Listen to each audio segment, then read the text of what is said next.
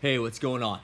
So if you don't know me, my name is Jason Frederigill. I'm the youth pastor at Cornerstone Covenant Church, and I am in lockdown, quarantine, just like everybody else has been.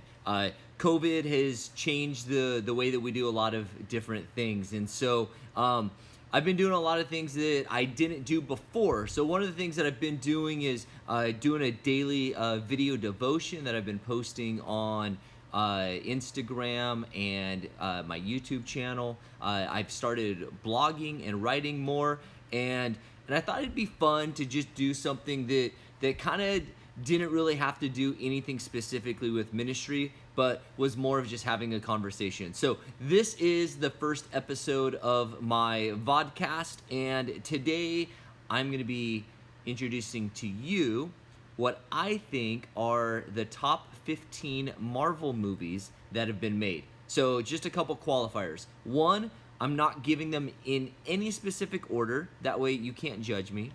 You can judge me according to the 15 that I picked, but not the order that I put them in, because I just simply wrote 15 of them down. They're not in any specific order.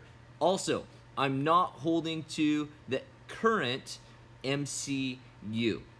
So if you don't know what the MCU is, that's the Marvel Cinematic Universe. That's the storyline that's been laid out by Disney. Some of the films that I have in here are outside of the MCU, and in fact even contradict some of the movies that are in it. So anyways, here's my top 15. First movie that I have on my list is X-Men Origins Wolverine. Now, from the very beginning, I know I'm going to have people kind of getting in a fuss over this one and calling me crazy. But I like it. I like the story of Logan. I like that it has an origin story. I like the backstories. I like to know where things came from, how things started, how it got there. Wolverine was also one of my favorite characters reading in comic books growing up. There's something cool about him. That animal-like instinct, the claws, the retractable claws coming out of his hands, the fact that he was basically couldn't be defeated, right? Like, the dude was awesome. So I like it. Some of the things that I know other people are not gonna like is everything about the movie. I get it. I get that Wolverine, X-Men Origins Wolverine kind of messed everything up. It's half the reason why the X-Men series had to go back in time and reset the timeline, because this movie screwed everything up. Right, number one on the list, Ryan Reynolds. The Deadpool character with his mouth sewn shut. Nobody likes a Ryan Reynolds character that can't talk. That's half the reason why we like Ryan Reynolds, is because of his quick wit, his sarcasm, his snarkiness. It's what we love. And so why would they do that? I don't know. It was stupid. I get it. We get to see Will.I.am in there as an action guy. It was cool. We get to see Wolverine's first love. Let's see here. What else did I write down? Here's the thing.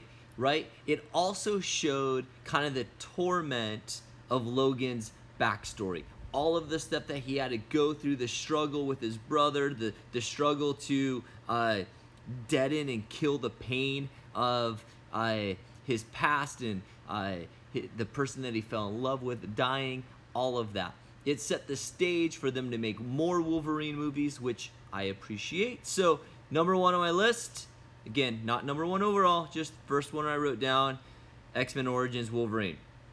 The next movie that I wrote down is Blade. All right, again, this is not one of the series that most people talk about being one of the best movies ever made. In fact, they made 3 of them. First one, pretty good. Second one, not as great. Third one, they made an attempt to make it great, but it still really wasn't that great. But here's the truth. I am a sucker, no pun intended, for vampire movies. I like it. Wesley Snipes was cool. He was still cool when the first one came out. And so he played this the vampire character of Blade, where he's half vampire, half man. He has all the strengths of a vampire, but none of their weaknesses. The only weakness that he has is that he still has the thirst for blood. And so his like surrogate dad, Chris Christopherson, who, by the way, I love Chris Christopherson in the movie. He's just this old cowboy. Like, I kind of feel like it's like Wyatt Earp raising a vampire. I love it. I'm actually excited that the MCU is talking about rebooting the Blade character, so hopefully they do a good job with that one.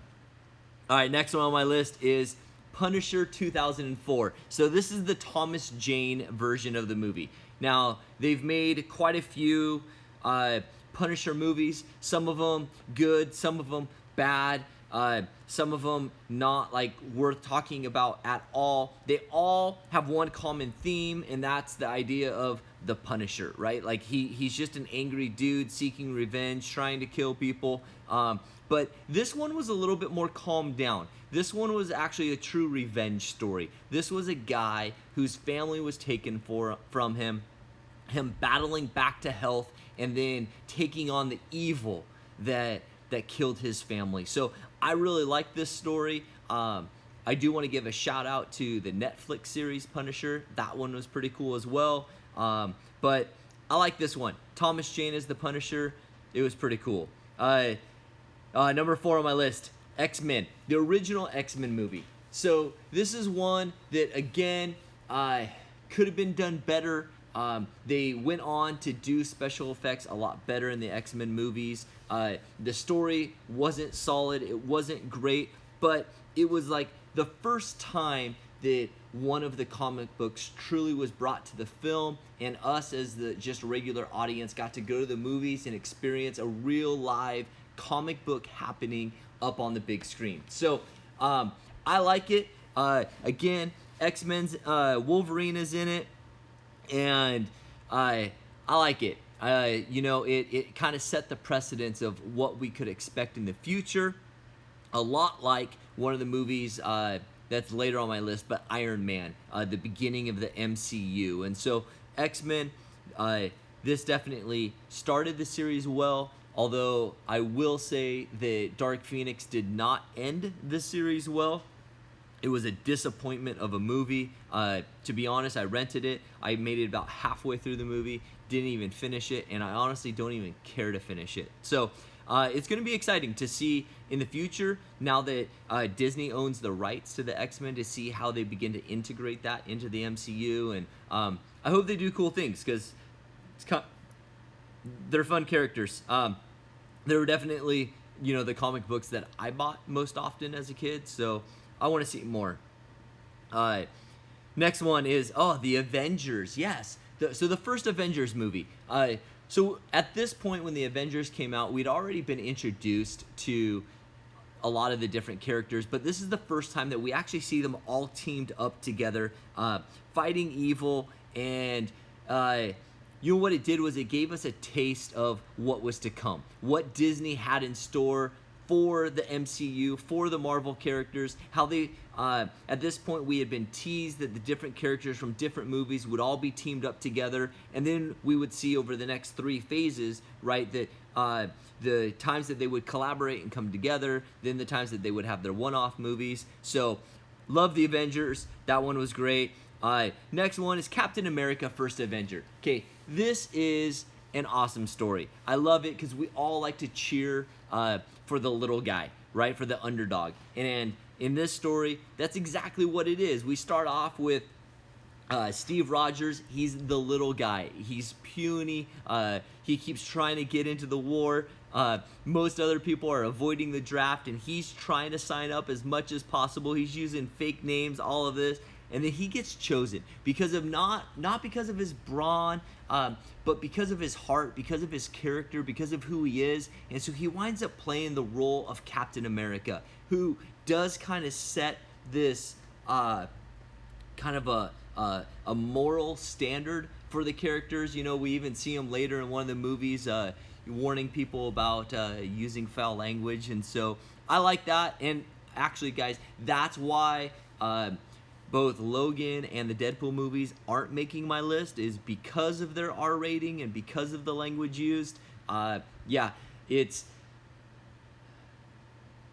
Yeah, I just, you know what, as a youth pastor, I kind of had to take a stand, and so those ones did not make my list. But love Captain America. Uh, it's actually a really good war movie. Although, I mean, obviously not true or correct to what happened in real life. But then we also get introduced to Agent Carter, who would play a big role in the future movies. By the way, just kind of as a side note, I was super excited when they came out with the Agent Carter TV series, and then they let it down a road that kind of went nowhere, and it fizzled out, and it just kind of disappeared without anything. I think they could have done so much more with that series, and that kind of bummed me out. The other thing that I really like in Captain America: The First Avenger movie is Hugo Weaving, right? We get to see him as the Red Skull. He's just this really cool bad guy. He's a guy that does it really well. If you don't know who Hugo Weaving is, other than as the Red Skull, he also played Agent Smith in the Matrix series. I liked him in V for Vendetta. He's done some really good voiceovers as well. Just a really cool character. Plus, he's part of the Lord of the Rings. A really cool bad guy. I'm still not sure that I really understand how he became the Red Skull, who then oversaw one of the Infinity Stones. That was kind of weird, but I like that he got to be in future movies. All right, here we go. Next one, Big Hero 6. How do you not love Big Hero 6? Here's the thing, right? It's a cartoon movie. My kids love it. I love it. My wife loves it. We can watch it at least once a week and not get sick of it. And here's the other cool thing that it did. It changed the way that we bumped Knuckles, right? From now on, instead of just blowing it up, it did the or fa la la la la, whatever it was that he did. It changed how we did things. And even now, like after all these years of it coming out, kids still bump Knuckles in a different way.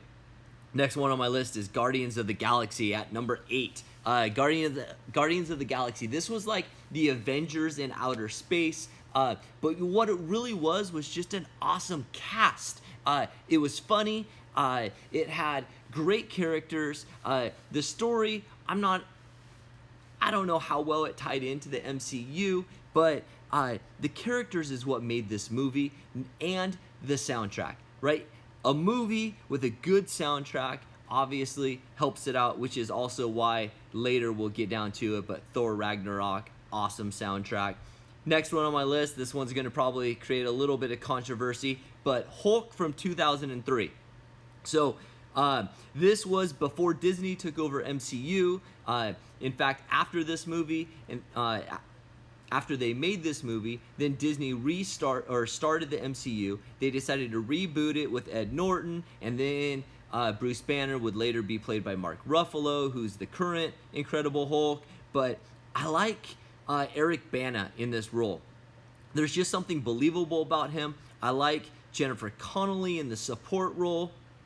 Nick Nolte played Bruce Banner's dad, which was really weird. They took some really weird liberties with the strengths of the Hulk and like what he could do and the way he like bounced and jumped and grew and shrunk, and there was a lot of weird things.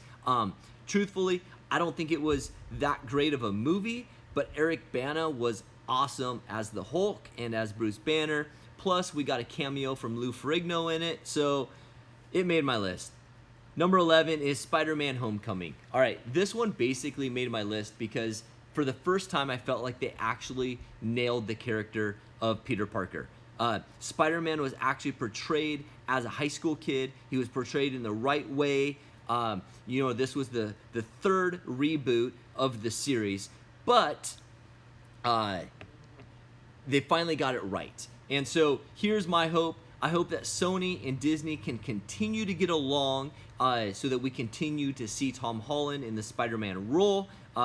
Tyler, one of the guys in my youth group, if you're watching this, I know you absolutely hate this Spider-Man and you refuse to even admit that it exists, and I'm sorry, but it made my list. Next one on there at number 12 is Ant-Man. I love Ant-Man. It's kind of like an anti-hero movie because here's Paul Rudd as Ant-Man. he winds up playing the superhero. He winds up getting thrown in to be one of the Avengers, but he doesn't even know how to be a superhero. He's just this goofy guy. He's a kind of, he's a reformed criminal, but as a dad, like, I relate to him. I love the way that he hangs out with his daughter. Like, in a lot of ways, I wanted to be like Paul Rudd. Ant-Man and the role of Paul Rudd almost felt like a continuation of his character from Friends. And I just really liked the movie. I thought it was well done. I thought it was a refreshing take on a superhero movie. Number 13, so I only have 3 left, and these 3 probably are in there as my top 3. But Thor Ragnarok. This is my favorite by far of all of the Thor movies. It's a one-off story. It winds up getting tied in. I get it, but it was funny. It was an action movie that was seriously funny. I wound up laughing the whole time. The whole time. I loved what they did. I loved Jeff Goldblum as the bad guy. I loved Talking Hulk, and the way that Hulk and Thor played off of each other. And again, amazing soundtrack. I love just some of that techno, a little bit of 90s thrown in there. It was super cool. Next one on my list is Infinity War.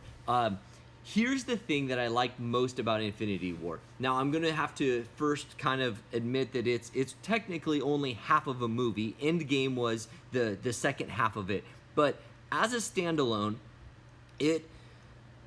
what it did was it caused the world to talk about nothing other than what was going to happen next. I mean, there were contests about naming the next movie, what it was going to be about, where we going to see people come back to life. There's no way all of those people could stay dead.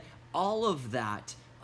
That's what I think I loved most about it, was the way that it kind of brought this like 10 years of movies in the MCU together, and it started to build up towards this dramatic conclusion, and it had the best cliffhanger of any of the movies, because as like a world, as a movie-going audience, we wanted nothing more than for that next movie to come out. We were in eager anticipation until it came out, and yeah, it concluded things. I think some people were disappointed. Some people were like, okay, fine, I'll accept it.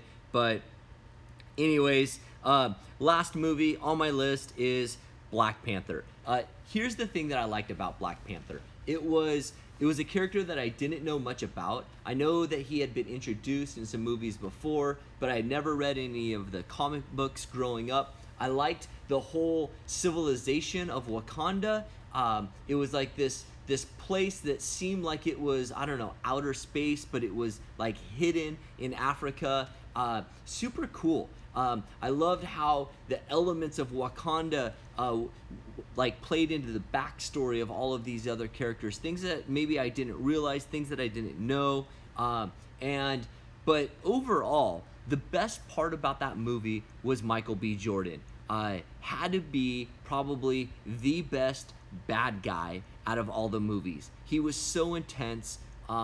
It really felt like he took that role from Creed as the boxer and transitioned it into his role in Black Panther, and just the intensity that he brought, it seriously was amazing. So there you have it, guys. There are my favorite 15 Marvel movies that have ever been made. Like it, hate it. Honestly, I don't really care. It's my opinion. You can't change it. But hopefully I can stir up some discussion. Hopefully we can create a little bit of controversy and just bring people together to talk about something. So next time I get back on for the VODcast, I'm going to be looking at my favorite animated Disney movies. So hope you check back in for episode 2. Hey, I hope you guys have a good day. Stay safe. Make sure when you're out, you're covered up, washing your hands, doing all that. I can't wait till we can interact again in a real way back in public. So, hey, have a good one, and I'll check you guys next time.